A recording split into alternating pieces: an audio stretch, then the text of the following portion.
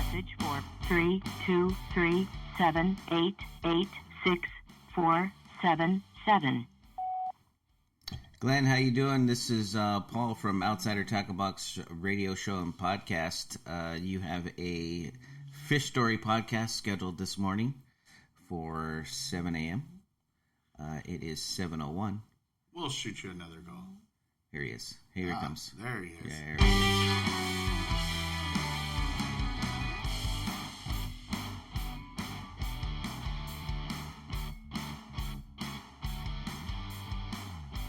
Hello, is this Glenn? Yeah, hey, this is Paul. Glenn, how are you, buddy? We're just leaving you a nice message. Good morning. Okay, good morning. I got my good buddy Tommy in the studio this morning. Say hi, Tommy. That's Hey, what's going on, Glenn? Yeah, I figured that was my clue. Hey, Tommy. Hey, Tommy, how's it going? I'm doing all right, man. How are you? All right, all good, man. You know, Just trying to wake up early on that Saturday morning, right? well, you gotta get your coffee, man. That's true. I already got mine. I had to stop by the Bucks and pick up mine. I got a whole. Well, you're lucky I didn't get mine yet. We got donuts here for Tommy, which he hasn't. Oh crap! He hasn't dived. He hasn't taken a dive in there, but he'll is swim in there shocking, later. He'll which is swan dive shocking in there. for a fat man like me to not Well, be. you can have one for me, man. Oh, I plan on having one for everyone. I don't keep this curvy figure by eating healthy. I'll tell you that. Yeah, he's tons of fun. If you're gonna, if you're gonna die, you might just go for gold. You know. That's it. I want people to look at my casket and look at me and go, "Oof, he looked like he lived." No, just kidding. So welcome to the show, everyone. If you're listening on the podcast, we're speaking with Glenn out of Southern California. Glenn is he hosts a Facebook group for surf fishing in Southern Nice. California. He's has some events that he's going to talk to us about after he goes over the photo that he submitted. Nice.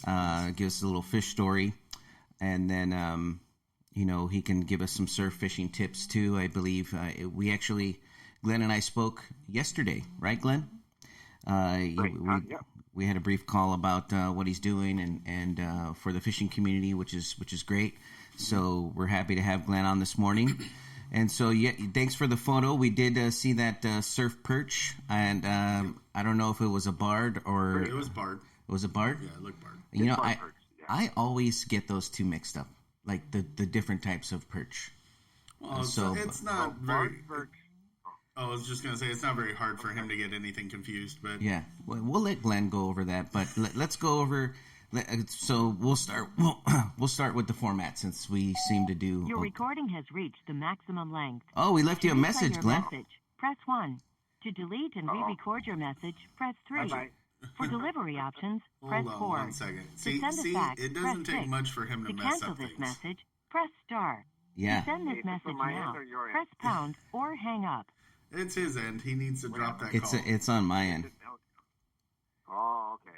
To replay your message, So let's press drop 1. To delete and re-record... There he goes. There he is. See? I thought I did something wrong this morning. No, I have the controls at my ready, and there was two calls coming in from you. One outbound, one inbound, but so it was 50-50 chance that I was going to hang up on you right now, and I just went with the minutes. The one of the calls had longer duration, so I thought that was me calling. Glenn called in; he was in the queue, so he must be that one. Yeah. So we almost had to call him back. Oh man. Okay. Yeah, the photo. Here we go. So let's talk about the photo. Okay. Where did you catch the fish? And Okay, so this... the bait used, and So then the this size of it. perch- Oh, okay. So this perch was caught in Malibu, up in the Colony area. Oh, nice. I left the photograph with my grub on there. So I've been fishing these 3-inch clear red flake grubs, which I really like that color combination. Yeah. And the thing with catching perch on grubs or any type of swim bait is that, we all have that tendency to, when we feel that first strike or the tap, tap, tap, tap, we all have that tendency to swing. Oh, yeah. And when Yeah. you fish these grubs, the best tip that I could give is not to swing. So you want to wait till the rod tip starts to load up a little bit. Yeah. Because you'll know when you're got a solid strike, and then swing on it. Okay. So this particular fish, I caught this one up in Malibu, like I said, and this has a picture of some ice. So funny story. I was walking along. I've been catching the fish. Now in the corner of my eye, I see this woman homeowner come walking down to the beach. Yeah. And we were starting to have an open conversation, blah, blah, blah, blah, blah. She says, "Oh, are those fish good to eat?" I go, "Yeah." And the best thing is, she asked, "How do you keep them cold, fresh?" I said, "Best to keep them on ice. I have ice in my car, but for now I just bury it in the sand. I keep it in the shade or keep it wet, keep it cool down." So out of the corner of my eye, I'm fishing away, and I see a bucket of ice come dumping over her balcony. Oh, wow. So I went over to the balcony, and I scooped up all the ice, put it in my little nylon or little mesh bag, and dipped it in water, salt water, rinsed it off a little bit, and took a photograph. So later I saw her. I go, "Hey, thanks a lot for the ice." She said, "No problem. It's left over from last night's party." I go, "Hey, I really appreciate it, blah, blah, blah, blah, blah," and it's all good. So that's awesome. On the ice. So. Just throwing ice. That's awesome. Well, I mean, it's cool. It's cool when you get somebody that's like, "Hey, you know what? Let me help you out. Let me do something for these guys." I mean, right. That's kind of cool. And most of those homeowners, I never had any issues with them.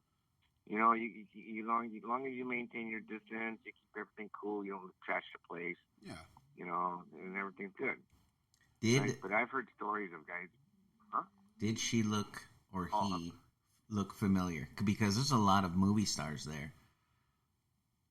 I thought about that too. I go, no, she didn't look familiar as far as any type of actress or anything like that. Oh, yeah. She was very, very, very nice and very pleasant. It was like, cool. Well, that's cool. Like you were saying.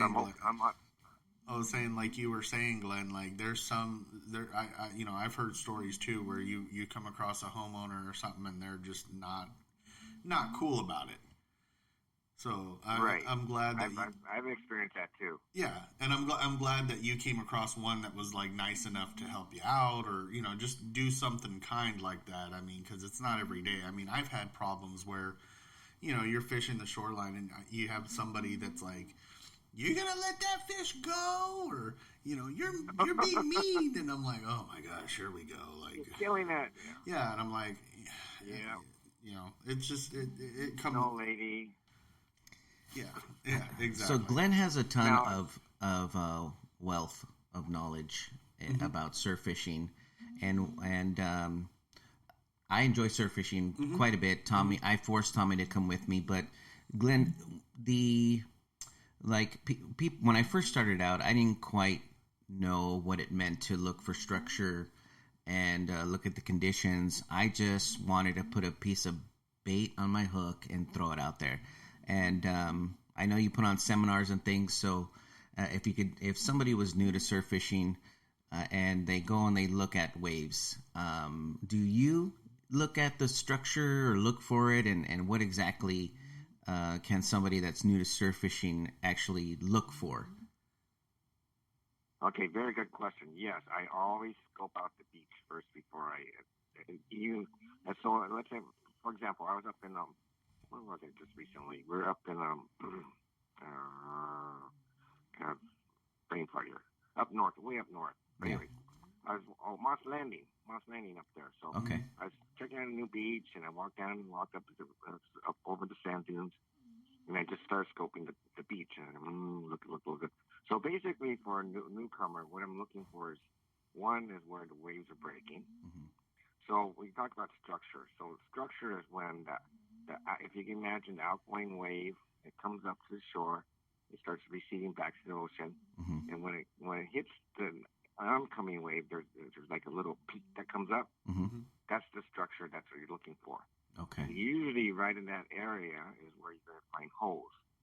And another good indicator to look for is when the waves are breaking, you're going to see there's going to be like it'll break, then there'll be like an open spot, and the waves are not foaming over that crest, and that's an indicator of a hole.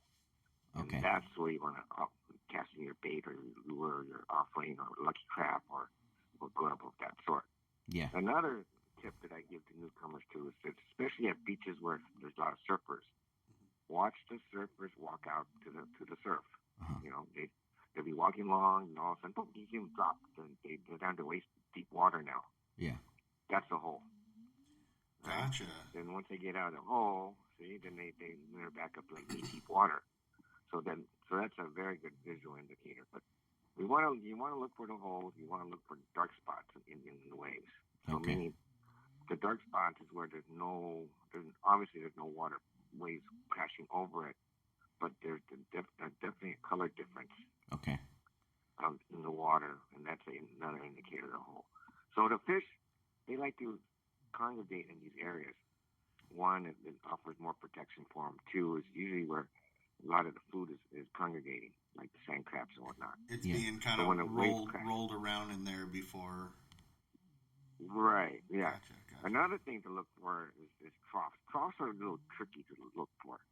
Troughs usually run parallel with the beach, and they're indentations that they're like a groove. So let me try to figure this out. Let's say you see a trough. You see some water, and it's going shallow, then all of a sudden it drops off. Yeah. Then it runs the whole length of the beach for quite a while. That's a trough. Okay. And that is where you want to just use a very light sinker and toss your sand crab in there and just let it drift naturally all the way down the trough. Yeah. Let the current take that. And inside that trough is usually holding barred perch. The prize fish, if you fish like Huntington area down there, both cheap is spots and croaker. Yeah. And those spots and dirt. You'll know when you get a spot on. Don't take a live sand crab or a dead sand crab, but when they hit hard. And they're like freight trains. Yeah. Yeah, lots of fun. And good eating, too. So you mentioned a little bit about the bait that you're using. I heard some swim baits in there. I heard some sand crabs. And one of the fun things that when I take my kids with me, and Tommy brought his kids too, they, and we're kids at heart when we're out there digging in the sand for a sand crab. So tell us a little bit about the setup. What's a good setup for fishing, the line and the rods. What are you using? Okay, so when I fish sand crabs, I use what we call a Carolina rig, meaning that you have your main line tied to put a swivel in between and tied to a swivel. The weight of the sinker can be anywhere from 3/8 ounce up to a half ounce. I don't go any heavier than half ounce. And then from the swivel, then I put like a 2-foot leader. And this depends on the current of the waves. If it's really like a washing machine, I'll shorten the leader. Okay. If it's relatively good zone water, I'll keep about 2-foot leader. And from there, I'll tie on a number 6, I believe, octopus hook. Yeah. And for some reason, I like using the red colored hooks. I don't know why, but I do. And so maybe it matches my clear grub with the red flake in there. So, anyways. Nice. Put the grub on or put the sand crab on. And sand crabs are, so what I do for sand crabs, I scope the beach too. So, okay, and I look for what they have their antennas sticking out of the water. So if you're ever walking along the beach and you see a little patch in the sand that looks kind of ruffled and these little V antennas are sticking out of the water. Yeah. Then when you walk near them, all of a sudden they're gone. Yep. Okay.